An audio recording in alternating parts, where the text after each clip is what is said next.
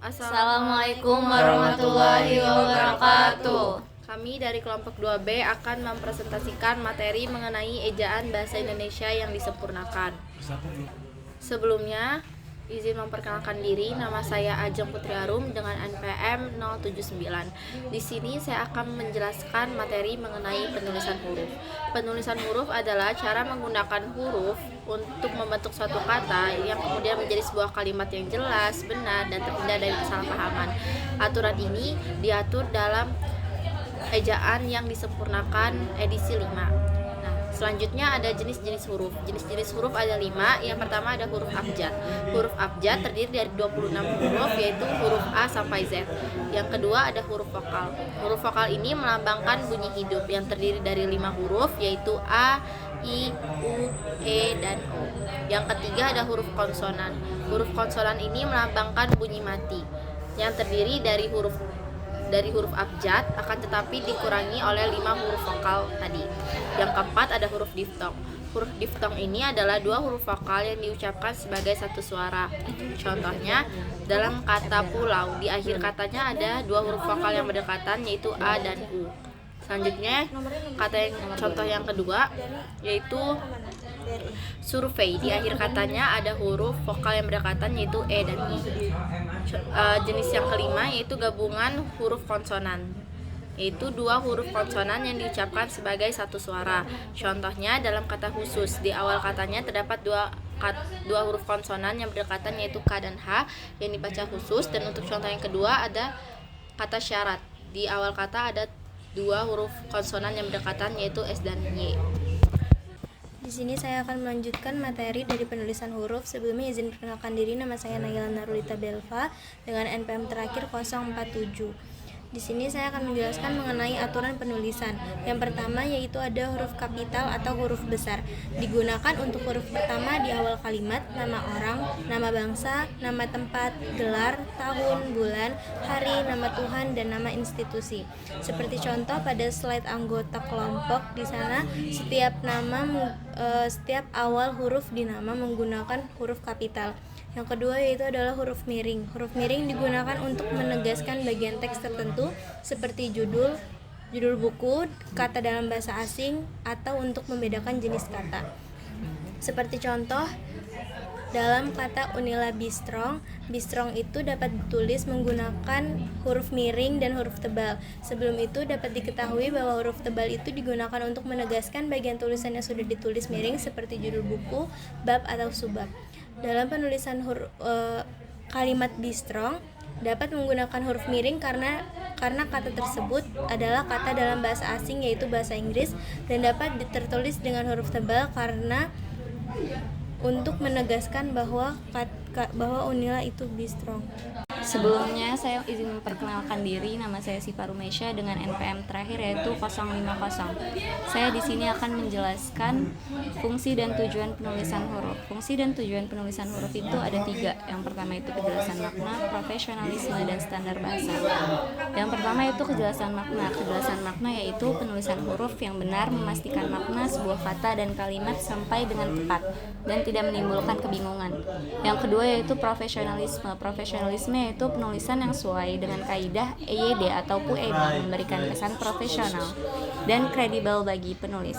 Yang terakhir yaitu ada standar bahasa. Standar bahasa yaitu penulisan huruf yang seragam, membantu menjaga standar dan keseragaman dalam penggunaan bahasa, yang penting untuk komunikasi yang efektif di masyarakat. Baik, selanjutnya materi tentang penggunaan singkatan. Tapi sebelum itu izinkan saya memperkenalkan diri. Nama saya Almira Ramadhani dengan NPM terakhir 102. Sebelumnya, singkatan adalah suatu bentuk pendek atau ringkasan dari suatu bentuk kata ataupun kalimat. Yang pertama, singkatan nama orang, gelar, sapaan, atau pangkat diikuti dengan tanda titik di setiap unsur singkatan itu. Contohnya, Dr. Hamid yang ditulis menjadi singkatan Dr. Hamid dengan D huruf besar dan R huruf kecil, lalu diikuti dengan tanda titik. Yang kedua, singkatan nama orang dalam bentuk inisial ditulis tanpa tanda titik. Contohnya Lilis Suryaningsih yang ditulis singkatan menjadi LS dengan huruf kapital semua. Yang ketiga, singkatan termasuk akronim yang terdiri atas huruf awal setiap kata ditulis dengan huruf kapital tanpa tanda titik. Contohnya kartu tanda penduduk yang ditulis menjadi KTP dengan K dari kartu, T dari tanda, dan P dari penduduk. Yang keempat, singkatan yang terdiri atas lebih dari 2 huruf yang lazim digunakan dalam dokumen atau surat menyurat diikuti dengan tanda titik. Contohnya dan kawan-kawan yang ditulis menjadi DKK lalu titik dengan huruf kecil semua.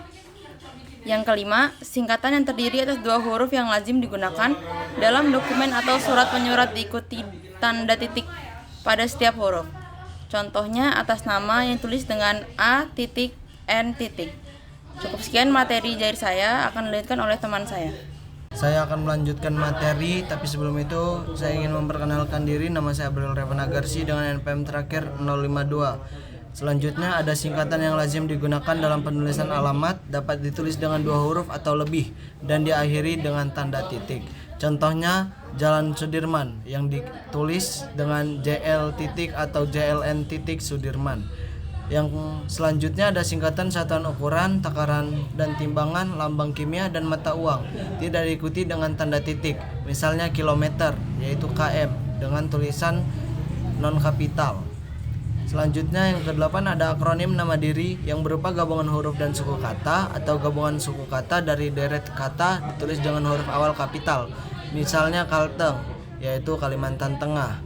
Yang ke-9 akronim bukan nama diri yang berupa gabungan huruf dan suku kata atau gabungan suku kata dari deret kata ditulis dengan huruf non kapital. Misalnya IPTEK yaitu Ilmu Pengetahuan dan Teknologi.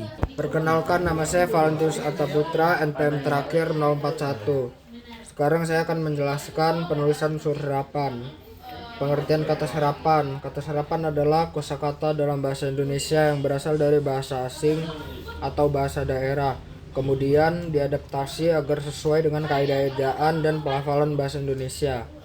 Alasan terjadinya penyerapan: perkembangan ilmu pengetahuan dan teknologi, kontak budaya dan sejarah, kemudahan dan komunikasi.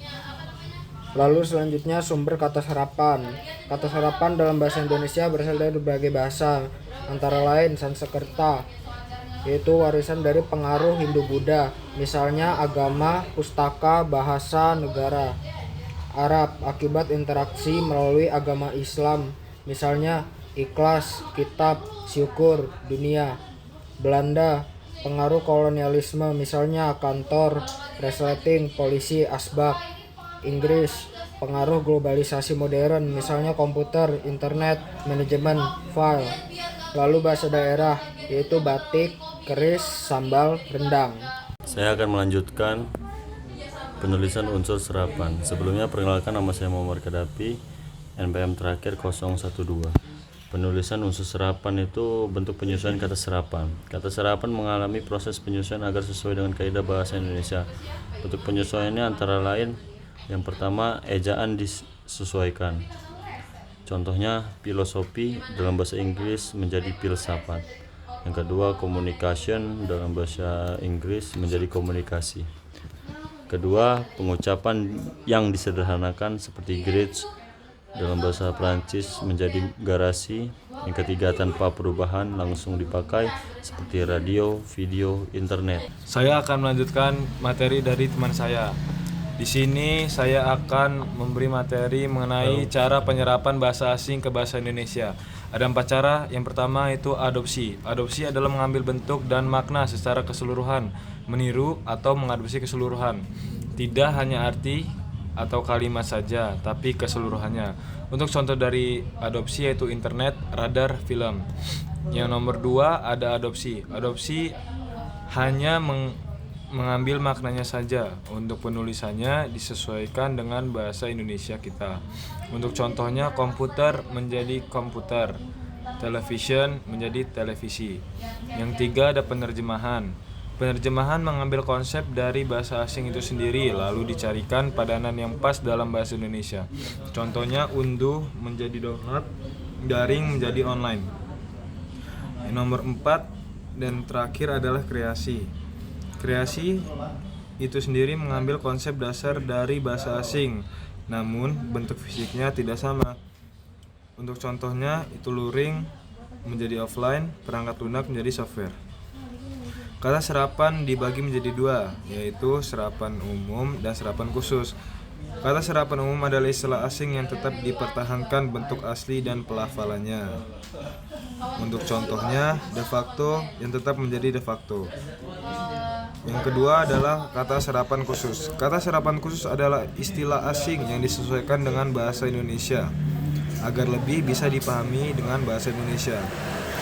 Untuk contohnya yaitu construction menjadi konstruksi. Sekian dari presentasi kelompok kami. Saya mewakili kelompok kami, kelompok 2B, mengucapkan terima kasih kepada Bu Siska dan audiens yang sudah mendengarkan dan menyimak kami. Atas nama kelompok, saya ucapkan wassalamualaikum warahmatullahi wabarakatuh.